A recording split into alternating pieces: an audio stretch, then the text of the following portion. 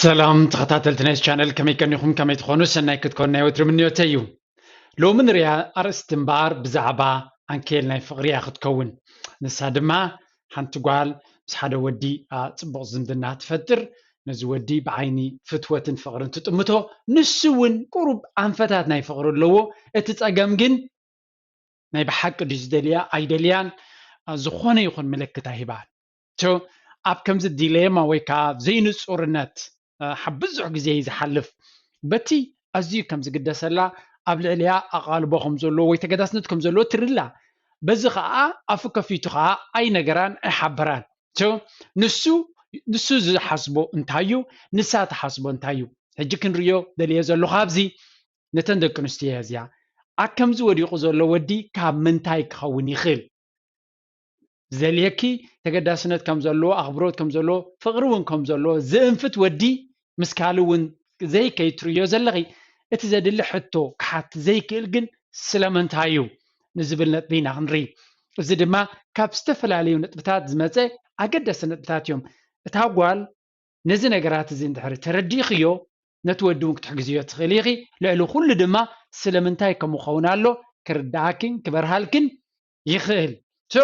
ኣብዛ ቪድዮ እዚኣ ሰለስተ ኣገደስቲ ነጥብታት ኣብ መወዳእታ ድማ ምኽሪ ክህብ እየ ኣብ መጀመርያ ግን መብርህ ናይቲ ነጥቢ ኢና ክንርኢ መጀመርያ ላይክ ኣብዋ እዛ ቪድዮ ቀፂልኩም ድማ ክሳብ መወዳእታ ስምዕዋ because ኣብ መወዳእታ ዘሎ advice is very important ስለዚ ግዜ ከይንዋሕኩ ቀጥታ ናብቲ ትሕዝቶ ክነኣቱ ኢና let's go ሰናይ ምክትታል ድማ ቀዳመይቲ ነጥቢ ንሪኦ ኣርእስና why do men delay to make the first move ኢና ንብል ዘለና ቀዳመይቲ ነጥቢ ክነብርሆ ኢና እንታይ ማለት ናይ እዚ when does this happen መዓስ እዮም ደቂ ተባዕትዮ ከምዚ ዓይነት ፀገም ንክሓቱ ዝሽገሩ ስለምንታይ ኢና ንርኢ you know that gut feeling that keeps telling you he might be into you ኣብ ውሽጢኺ ዝስማዓኪ ነገር ኣሎ እዚ ሰብ እዚ ይፈትወኒ ፅቡቅ እውን ክኸውን ይኽእል እዩ ንዓይ ዝብል ስምዒት ኣለኪ ምክንያቱ ዘርእዮም ባህርታት ብዙሓት ተገዳስነት ኣብ ልዕሊኻ ዘለዎም ንኸምኡ ዘንፍት እዮም እቲ ዘሎ ሕቶ ግን ክልቲኹም እውን ፅቡቅ ክትከዱ ከም ትኽእሉ ዝስማዓኪ ነገር ኣሎ ይረኣየካ እውን እዩ እቲ ሕቶ ግን ከመይ ጌርና ነቲ ዝመስለና ዘሎ ጭቡጥ ነገር ንገብሮ ዘይተጨበጠ ነገር እዩ ምክንያቱ ኣብ ከምዚ ከዓ ነዊሕ ግዜ ዝሓልፍ ትዝሕዝን ክፋሉ ክንርኢና ድማ እዚ ከምዚ ምስ ኮነ እንታይ ትገብር ኖርማል ታጓል ምስ መሓዙታ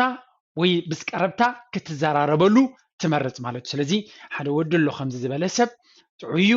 ተገዳስነት ኣሎ ከምዚ ክገብረለይ ኢላ ኩሉ እቲ ፅቡቅ ዝገብረላ ወይ ፅቡቅ ተበግሶታት ናቱ ምስ ነገረተን ወይ ምስ ነገረቶም እንታይ ኮይኑ ዘይሓተተኪ ከምኡ እንድሕር ኮይኑሲ እንታይ ኮይኑ ከምዚ ዘይገበረ ወይ ከምዚ እቶም ዝብልዎም ድማ ቅቡላት ነጥብታት እዮም ንዑ ከፅልኡኺ ወይ ንሕማቕ ኢሎም ኣይኮኑን ክንዲዚ ተገዳስነት ዘለዎሲ እንታይ ኮይኑ ዘይሓትት ወይ እንታይ ኮይኑ ተበግሶ ዘይወስድ ወይ ከዓ ስድራ ዘይሰድድ ገለ ክብልዋ እዮም ሽዑታ ጓል እንታይ ስምዓ ሓቆም እዮም ሓቂ ኢኻ ሕጂ እንታይ ክትብል ትጅምር እምበኣር ግዜ የጥፍኣል ክሎ ግዜ የጥፍኣለይ ኣሎ ስቕ ኢሉ እዚ ኣይውስን እዩ ዝብል ጌጋ ውሳነ ክትወስድ እንትኽእል እሞ ካብቲ ወዲ ክትርሕቕ ትጅምር ናብ ካልእ ፀገም ድማ ይኸይድ እቲ ቀንዲ ምክንያት እንተዝርዳእና ነይሩ ግን እንተዝርዳእክ ነይሩ ግን ምናልባት ከምኡ ኣይምወሰንክን ንዑ ድማ ኢና ክንርኢ መብዛሕትና ብዛዕባ ፍቅሪ ክንመክር ከለና ወይ ክንዛረብ ከለና ሓንቲ ፎርሙላ ዘላ ይመስለና እሳ ድማ ሓደ ወዲ ንሓንቲ ጓል ይፈትዋ ወይ ይግደሰላ ድሕሪኡ ኮምፕሊመንት ይባ ከምዚ ሄይ ፅቡቕቲ ኢኺ ለባሚ ኢኺ ከምዚ ከምዚ ይብላ ንሳ ድማ ፅቡቕ ምቕልልነት ምስ ርኣያቶ ይቆፅራ ሻሂ ይሰትዩ ይሓታ ሕራይ ትብሎ ወይ ኖ ትብሎ ሕራይ እንተኢላቶ ፅቡቕ ኖ እንድሕር ኢላቶ ድማ ኢትስ ኦኬ ኢሉ ይኸይድ ዓበ ብስራት ንተኸታተልቲ ናይዚ ቻነል መቸም ኣብቲ ግላዊ ትሕዝቶታት ወይ ከዓ ኮርሳት ናተይ ብዙሓት ተማሂርኩም ክትመሃሩ ትደልዩን ከም ዘለኹ ይፈልጥ እየ እምበኣር ብምክንያት ምጅማር ናይዚ ዓመት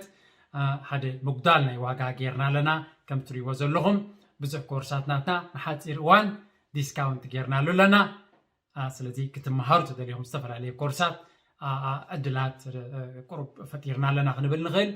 ነዚ ዕድል ተጠቂምኩም ናብቲ ትምህርቲ ከይድኩም ሂወትኩም ክትልውጡ ድማ ናይ ኩሉ ግዜ ፃውዒተ እዩ ንሓፂር ግዜ ዝፀንሕ ስለዚ ትዕድል ተጠቀሙሉ ይብለኩም ከይድኩም ነቲ ኮርሳት ካብ ዌብሳይት ወሲድኩም ኣክሽን ውሰዱ ቴንክ ዩ ቨሪ ማች መጠን ፍልጠትካ ዝዓበየ መጠኑ ድማ እቶትካ ይዓቢ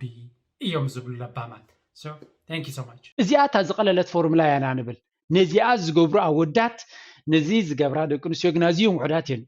ነዚ ቀሊል ክኸውን ዝግብኦ ወይ ከዓ ትክክል ከምዚኣ እንተዝኸውን ነይሩ ንብሎ ኣብ ሓቀኛ ሂወት ብዙሕ ልኽላኽ እዩ ዘለዎ ከምዚ ደብለ ንኸውን ከምዚ ዶ ኢልና መዓት ኣብ ርእስና ነዘዋውሮም ነጥብታት ኣለውና ነዚኣቶም ድማ ክንርኢና ደቂ ተባዕትዮ ድማ ልክዕ ኣብ ልዕሊኺ ተገዳስነት ከርእዩ ከለዉ መብዛሕትኦም ኩሎም ኣይብልኒ እዚ ፕሮሰስ ዝሎም ንሪኦ ከጋጥሞም ይኽእል ኣብ ዝተፈላለየ ኩነታት so let's go one by one ቀዳመይቲ ነጥቢ ስለምንታይ ድፍር ኢሉ ዘይሓተኪ ቀዳመይቲ ነጥቢ እንተላ ትኽልክሎ ሓይሊ እንተላ fear of rejection ፍርሂ ናይ ኖ ከይትብልዮ ወይ ከይትነፅግዮ ደቂ ሰባት ብተፈጥሮና ተቐባልነት እምበር ክንፀጋ ይንደልን ኢና accepted ክንከውን ክንፍቶ ክንፍቀር እምበር ክንፀል ክንፅላዕ ኖ ክንበሃል ኣይንደልን ኢና so ደቂ ተባዕትዮ ድማ ካብዚ ባህሪ እዚ ዝወፁ ይኮኑን ኩሉ ግዜ ኣብቲ ሶሻል ሰርክል ብዝኾነ ይኹን ሰብ ተቐባልነት እምበር ክንፀጉ ይደልዩን እዮም ስለዚ ክንፀጉ ስለዘይደልዩ ንኸይንፀጉ ኮለጌና ምዕታት ይገድፍዎ that's the point ምናልባት ኖ ክትብልዮ ስለትኽእሊ ገምጋም ክገብር ከሎ እንታይ ይገብር ይፈርህ ሓደ ግዜ ኦኬ እዚያስ እታ ጓል ትሕራይ ከም ትብሎ ንፁር ከለውን ዘይሓትሎ ትፍርህናቶም ደረጃ ዝሓለፈ ሓንቲ መፅሓፍ ከንብብ ቀኒየሲ ልክዕ ከምኡ ዝብል ናይ ትሬቨር ኖዋ ዝበሃል መሞር ናቱ ወይ ከዓ ባዮግራፊ ናቱ የንብብ ነይረ እታ ጓል ኣብ ርእስኑ ትኸሎሲ ብጣዕሚ ትፈትዎ ገለገለ ከላሲ ንክሓታ ኣይከኣለን ስለዚ እንታይ ማለት እዩ እቲ ፍርሂ ደረጃ ናቱ ኣዝዩ ብዙሕ ነይሩ ይብል so ኣብ ገለገለ ነጥብታት እታ ጓል ኩላ ኣንፈት ናራያቶ ከላ እውን ክሓቲ ዘይክል ወድሉ ኣብዚ ዋላ እታ ጓል ተሓተተት እውን ሕማቕ ኣይኮነን ምክንያቱ ንፁር ክኸውን ስለ ዘለዎ ብሓፈሻ ንዛረብ ዘለና ግን ክሳብ ክንዱ ንፁር ኣብ ዘይኮነሉ ነጥቢ ኢና ንብል ዘለና ስለዚ እታ ጓል ገለገለ ተበግሶታት ምስ ገበረት ናይቲ ወዲ ኩነታት እንተተረድያ ኣካይዳ ክትቀይራላ ክትሕግዝ ክትክእል ኣለዋ ንዑ ጥራይ ምፅባር ሓጋዝ ይኮነን even if they like you very much they still have fear of getting rejected by you that prevents them from taking the action fear of rejection stimulates passivity and makes them in the comfort zone super appealing so ከይትንፀግ መፍራሕ እምቢ ከይትብለካ መፍራሕ ነትወዲ ንከይሓትት ኩሉ ግዜ እታ ክገብራ ዝኽእል እታ ዝገብራ ዘሎ እዩ እዚኣ ክተስዕለለኪ ስለምንታይ ኩሉ ግዜ ይቐርበኒ ገለመለ ንሳይ ክገብር ዝኽእል ኪንኡ ዝሓልፍ ትብዓት የብሉን ወይ ድማ ኪንኡ ንክሓልፍ ምናልባት ካብታ ካይዳኺ ኣይሓገዞን ካልኦት ነጥብታት ዝመፁ ድማ ዘገርሙ እዮም ኣብ ልዕሊ እዚ ስለዚ ኩሉ ነገራት ኣብ ግምት ምእታው የድሊ ስለምንታይ ወዲ ሓደ ግዜ ድማ ጅግና ዝመስል ሓያል ወዲ ነዚ እውን ክሓልፎ ይክእል ንሱ so ክንምንታይ ሓይሉ ኣለዎ ወይ ፍልጠት ኣለዎ they have to go through this እዚ እውን ንብዙሓት ኣብ ኩሉ ደረጃ ና ሂወት ዘለዉ ዘትቀነጥ ብምዃኑ ምፍላጥ የድሊ next ነጥቢ ሓለፍና ነፍስኻ ምፍላጥ ከመይ ጌርካ ጥዑይን ቀፃልነት ዘለዎን ፍቕርን ሓዳርን ትምስርት ዝሕግዝ ነጥብታት ኣለዋ እዛ መፅሓፈይ ሊንክ ኣለኩም ኣብ ከባቢኹም ወሲድኩም ኣብ ላይብረሪ ናይ ገዛኹም ክትህሉ ደስ ብለኒ ኣንቢብኩም ድማ ክትጥቀሙላ ንፎርማ ዘይኮነ ማለት እዩ so next point ቁጥር 3 feeling insecure እዚኣ ድማ ትወዲ ይደልየኪ እወ ተገዳስነት ኣለዎ እወ ኣብ ልዕሊ ክጠመት ኣለዎ ሓልዮት ኣለዎ ፍቕሪ ኣለዎ እንትኾነ ግን ገለ ክፋል ኣብ ሓንጎሉ ልዕሊ ዓቕሙ ወይ ካብቲ ሊግ ካብቲ ናቱ እታ ሽሙ ንላዕሊ ዝኾንኪ ገይሩ ዝቆፅረክ ነጥቢ ኣለዎ እዚ ድማ ክንርኢ ኢና some men feel insecure regarding their appearance level of success charisma etc all these areas in which he feels some kind of luck will make him question his worth and block interactions with people which he finds to be way above his league so ገለገለ ደቂ ተባዕትዮ ነፍሶም ምሳኻ ወዳድርዋ ከሉ ወይ ኣብ መልክዖም ወይ ኣብ ደረጃ ዕቤት ናቶም ወይ ከዓ ዕውታት ምዃንን ዘይምዃንን ከምኡውን ሰሓብነት ናቶም ምናልባት ንዓኺ ዝበቅዑ ኮይኑ ከይስምዖም ይኽእል እዩ እዚ ድማ ንኩልና ዘጋጥም ኢና ወዳት ኣለዋ ደቂ ኣንስትዮ ትሪአን ኣዝየን ልዕሊ ደረጃ እየን ትብለን ካብ ንእስነትና ንብል ኢና ማለት ኩላ ጓልሲ እቲ ዘገርም ፅነ ኢለ ክገልፀ ኣብ ወዳት ከመይ ምዃኑ እቲ ነገር ማለት እዩ so እዚኦም ነገራት እዚኣቶም ንዓኺ ምናልባት ወላ ዝግደሰልክ ትኾነ እንተሓቲትክስ እወ ክትብለኒ ኣይትኽእልኒ ዝብል ርድኢት ክልዎ ስለ ዝኽእል ከይንፀካ ስለ ዝፈርህ أبتا مساخ زلوا زمدنا تطعو كبل كمرت خيليو مغنياتو لعليو تبعات كيهلو سلازغل. Most men think if a lady is beautiful and smart then she must search someone a lot smarter, handsome or rich. So مبزحتنا دك تبعاتينا حسبه نريو وني حق حش تنصبغات أوالد مس عوتات مس أزيوم صبغات مس هبتامات إخاتريان. So انتهي زبل ولا كما خا نورمال درجة فلت أزلوا معريخ أنت خوينا نعاخات تتمتها مثلا كان اللي عليها تتمتيز مثلا زي مثلا كم ودي. So إذا ما كابتا تعابيا خوني مساتو خازنة برا تمرتنا أخذ كم سكت كقلة درجة شاملين تبص كابا حدا عصاي زلوا يوم كقاطب وانس فتنو زنتاي كل جزء لعلا عمخا كي كنت كون تخلي هزبل أرديت سلو زلا بودات مالتي. So حدا كابت زفر ندبي السيو مهنياتو ولا معك عنس كندون ديكم ديكم يتمرت زلا نختبل تخليخي بناي ودات حساس باقن كندا انت خوينا لعلي تتصبخت كون تخليها زبر رديت كله سلازغل أبزون كترديو مفتان حقازيو. This thinking will hinder him from asking you out. ስለዚህ እዚ ዓይነት ተሓሳስባ ምስታ ቁፅሪ ክልተ ዘላ ፍርህ ናይ ምንፃግ ከይትነፅግዮ ፍርህ ዘለዎ ኣብ ግምት ብምታው ካብ ምሕታት ክሃድም ይኽእል እዩ። ሓደ ግዜ ኣነ እውን ኣብ ሂወተይ ኣብ ገለ ደረጃ ዘጋጥመኒ ዝነበረ እዩ ፅቡቅ ተሓልየልካ ሓንቲ ጓል بتمرتها العلاقة تخون وي بدرجة العلاقة تخون وي بقلة سو انت تقول اوكي زي ولا تعلي اللي يمر العلاقة غمية كمون ولا تعتعد ميخا خلا ولا بتمرتون تعتخا خلا ملكعة كابتن سخات بيت قبل زبله فلوي صبغ انت لو دليتا بزحات كونو خليهم قله ختبل تخليخا شو اقل بوينت نتي ناون كومي بالنيران صبغت يعني راه شو اب سوشيال ميديا خليها خلص نزي اسمعت سب هذا 300 ود صحيفهم لا لو انتهي لي صحيفي بالنيران شو تاين مالتي اودات كمو ناي وددر بحري سلو زلو اب تعداغا ناي دكرسيو مالتي ولا قنسق بقى بعيننا تطريو خلغي كاي نعين سلمتاي دي بلغ تخلغي نسوغنا بحنقلو بزحت كالوتوني دليوها قلويم نعاي سلمتاي وقت بلن يلون فريو كحتى تخلي سلازي نزن تتردي خت ملكتاتو تاريخي دن ناتكي متعصافيه دليو نكحتت ولا تحتتيو نكحتت جن ادل كتبيه كللكي كم تامنيو وي ازرار باقي ابكم عينت تحسسوا زلو كم تفتوي كترغاغي فتني كنصكم زيكل متببعي دليو مالتي. Number 4 introversion ذخا قلقلتك تبعتيو بتفترونا introverts ويدما تمالتنا introverts have a small group of close friends, enjoy solitude and find large groups or parties draining. So قلقلتك تبعتيو كل جزء نيش زبال عالم زلوهم زمالت وحدات عروخ اللوهم مسهم ترايك الرغبي دليو بينهم مخان دس يبلوم ايصد وانيوم دس يبلوم كومدما عابي بارتي مرعا بزح سب چاو زلوه ذات كمومن زصلو من سبات allo. So they are also very self-aware, enjoy observing people and situations. نفسهم زفلتيهم انتاي كم زفتون ديفتون يفلتيهم زيد ما كل جزء نفسهم عقباويانيهم بزح كزاربون كرايون هيدلينيهم جن يعزبيهم كنتات كل جزء دما ولا بقعزه هيوتهم عزيب سنفات يكونون بلك عجن كم تنسقي من البات نسقي بزح ترعي سب نحرقين كي نساتهم كقرب introverts خوينهم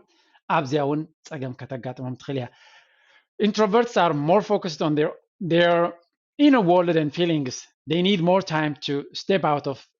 into the world, initiate conversations. لذي زوم introverts كل جزء من نجارات معزابن استفل عليه نجارات جمتات موساد نسلزلهم جزء اليوميو نتد أبوشت أمزلو نخجلسو. ስለዚህ تبعات اليوم جزية اليوم أب كمزي نابو نخبصحو مدقافن كترديوم تخيلكن أتقعزو زتعامن زبالت أن يخون بنصارو اندحري نزنا قرات زقمت دايوسيت كبغليلو أب كالمة دمدمتا كتبصح تخليخي نعو صبغا يكونن نعاخون صبغا يكونن مخنياتو كخونني خليلي زبل قمتون سلازلكي حماق سبون سلدا يكونن.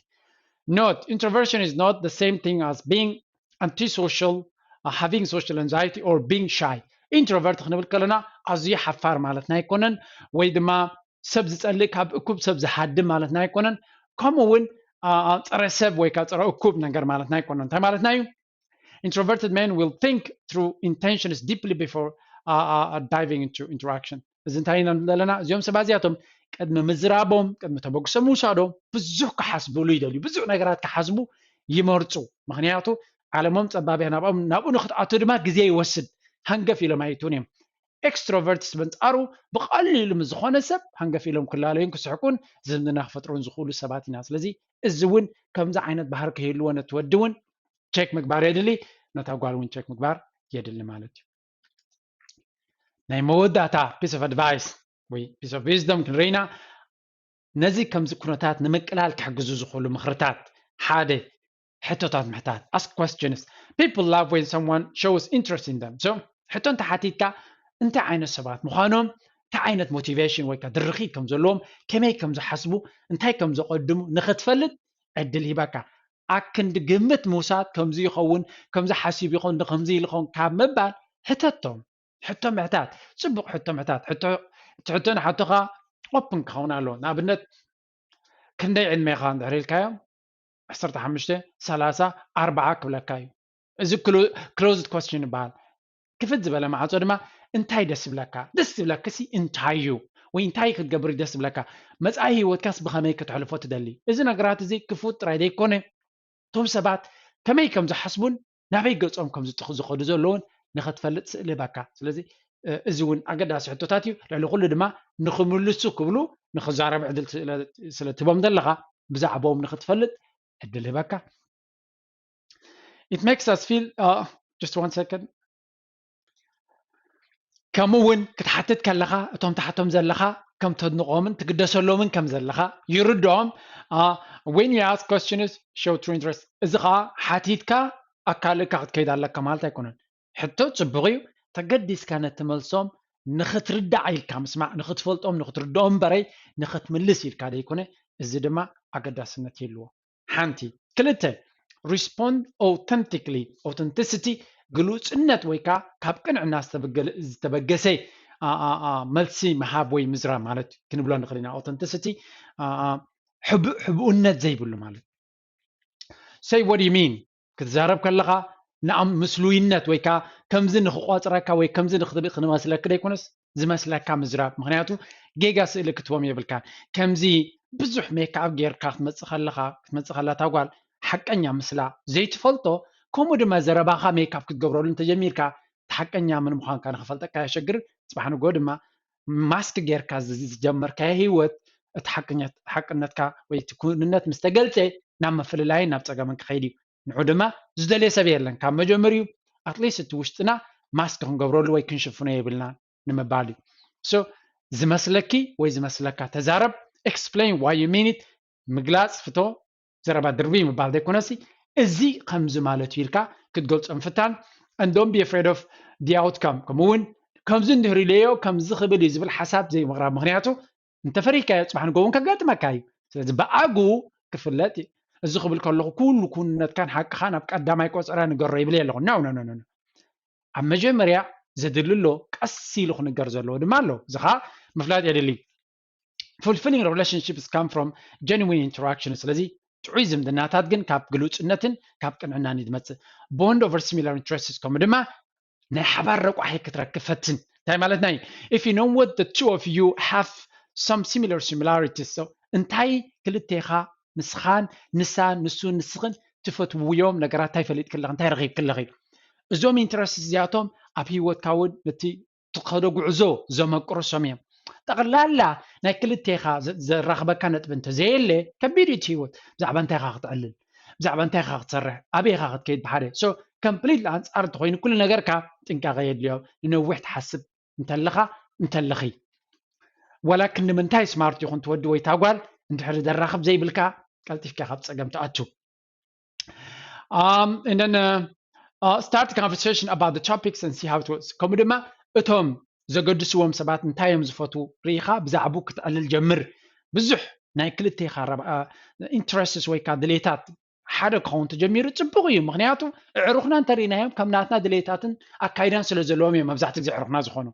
ንሕና ብዙሕ ግዜ ነጥፍ ምሶም ብዙሕ ናይ ሓባር ረቋሒ ስለ ዘለና እምበር ንሶም ናብቲ ኸዱ ስኻ ናብቲ ትኸይድ ንሶም ነዚ ደልዩ ስኻ ነቲ ትደሊ ቀልጢፍካ ኻ ትፈላለ ቶም ዕሩኽ ትበሃል ናይ ሓባር ረቋሒ ስለ ዘለካ ወይ ገለ ዘራኽበካ ነጥብ ስለ ዘሎ እዩ ብሓፈሻ እዛ ቪድዮ እዚኣ ንኽንረዳዳእ ንኽንፈራርድ ዘይኮነስ ንኽንረዳዳእ ነቲ ንደልዮ ሰብ ድማ ንኽንረክብ ንኸትሕግዘና ኢለ ገይረ እንተፈቲኹማ ላይክ ኣብዋ ናብ ካልኦት ሕልፍዋ ናትኩም ሪቶ ናትኩም ተመክሮ ናትኩም ምኽሪ ናትኩም ምትብባዕ ኣብ ኮሜንት ሰክሽን ክጽበየኩም እናበልኩ ዛር እስቲ ብዝኽን ወዲና ኣብ ካልእ ክሳብ ንራኸብ ተሓንኩኑ ጽጽብቑ ቻው